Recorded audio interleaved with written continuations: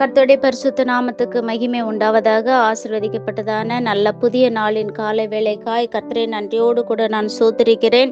ஏசாயா 59 1 வசனத்திலே வாசிக்கும் போது, இதோ ரட்சிக்க கூடாதபடிக்கு கர்த்தருடைய கை குறுகி போகவும் இல்லை, கேட்க கூடாதபடிக்கு அவருடைய செவி மந்தமாகவும் இல்லை. அருமையான தேவ பிள்ளைகளை, ரட்சிப்பு என்பது ஒரு மீட்பு, ஒரு விடுதலை குறிக்கக்கூடியதாய் காணப்படுகிறது.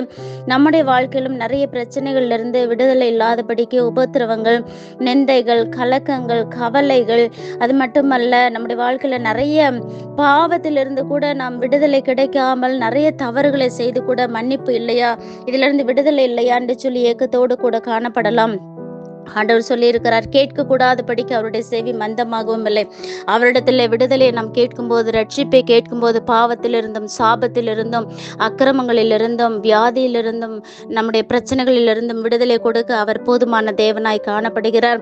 அவருடைய செவி மந்தமாகவில்லை என்று சொல்லி வேதத்துல வாசிக்கிறோம். அருமையான தேவ பிள்ளைகளே, நம்முடைய வாழ்க்கையில் ஆண்டுடைய சமூகத்துல ஜெபிக்கலாம், கேட்கலாம், எல்லா விடுதலையையும் பெற்றுக்கொள்ளலாம். தேவன் தாமே நம்மை ஆசீர்வதிப்பாராக. ஆமென்.